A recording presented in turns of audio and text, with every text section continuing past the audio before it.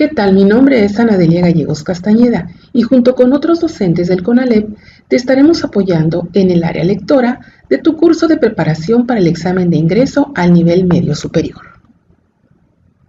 A tu paso por el bachillerato, dentro de los módulos de comunicación abordarás el tema de los géneros literarios, pero seguramente es un tema que ya conoces. Vamos a hacer un breve repaso y analizar unos ejemplos que te serán de utilidad para tu examen de ingreso. ¿Pero qué son los géneros literarios? Seguramente habrás escuchado esta frase en muchas ocasiones. Pues bien, los géneros literarios son textos que tienen estas características. Son la creación original de un autor, es decir, un artista o intelectual al que llamaremos escritor, quien en sus textos plasma sus emociones, pensamientos y convicciones o creencias. También tienen un lenguaje retórico o connotativo, es decir, que buscan la perfección y la belleza en sus palabras y frases. Y lo connotativo hace referencia a que todos podemos darle una interpretación personal. En el ejemplo que tenemos aquí, llévame a ese momento de diamante que tú en un año has vuelto perla triste, de Carlos Pellicer, podemos interpretar que el sujeto lírico de este poema expresa que su felicidad se convirtió en desencanto. Sin embargo, utiliza metáforas que transforman la simple habla cotidiana en algo bello y original. Por otra parte, su intención comunicativa puede ser tan variable como autores existan, pero básicamente podemos decir que todos buscan despertar emociones y hacernos pensar. De ahí la importancia de la literatura en nuestra vida.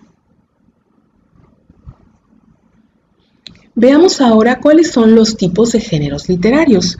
Tenemos el narrativo, el lírico, dramático y didáctico. Analicemos cada uno de ellos. Del narrativo podemos decir que básicamente consiste en contarnos una historia, en contarnos algo basándonos en personajes, en lugares y tiempo. Analicemos un poco más. Por ejemplo, podemos decir que su estructura tiene los siguientes elementos.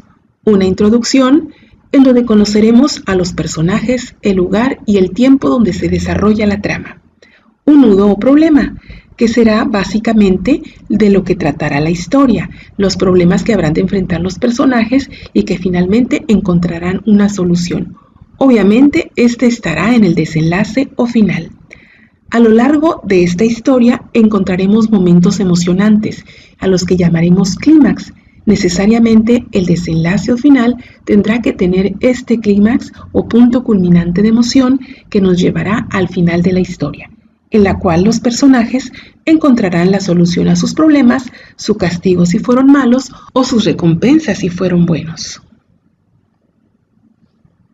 Uno de los ejemplos más característicos de la narrativa es el cuento. Algunas de sus características son las siguientes. Es un relato de hechos reales o imaginarios en un lugar determinado.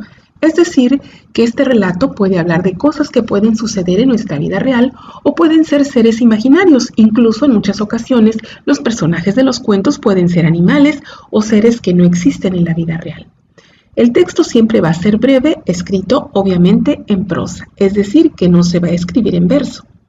El argumento siempre va a partir de eventos que se encadenan en una sola sesión de hechos, es decir, que su trama es simple.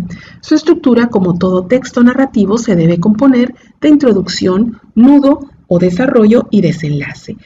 Normalmente un cuento tiene pocos personajes a fin de que puedan ser identificados fácilmente y sus características puedan ser muy bien definidas. Normalmente pensamos que los cuentos son textos específicamente para niños, pero en realidad existen cuentos de todas las categorías y para todas las edades. La novela tiene las siguientes características.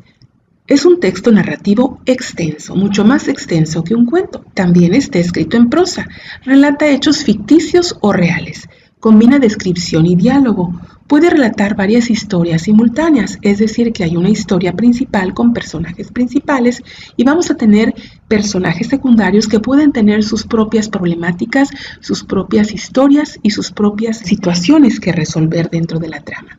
Sus personajes son muchos más, son múltiples sus personajes. Los personajes son descritos física y psicológicamente cuidadosamente. Los subgéneros que podemos encontrar son muy variados. Estas obras se caracterizan por ser extensas, por tener personajes psicológicamente muy complejos y que nos cuentan tramas que nos enseñan aspectos de la vida que se parecen mucho a la realidad. Por eso a través de ellas podemos aprender y conocer lugares y tiempos muy diferentes a los actuales. La leyenda también forma parte de los géneros narrativos, ya que narra hechos que pueden ser sobrenaturales y fantásticos. Se transmiten de generación en generación. Tiene personajes ficticios o reales, pero tienen características admirables o exageradas, que se salen completamente de la realidad. Se centran a veces en la grandiosidad de las acciones de los personajes. Otra característica de la leyenda es que puede ser propia de alguna región específica de nuestro país, pero sin embargo existen otras como la leyenda de La Llorona, que podemos encontrar muchas variantes en todas las regiones de nuestro país.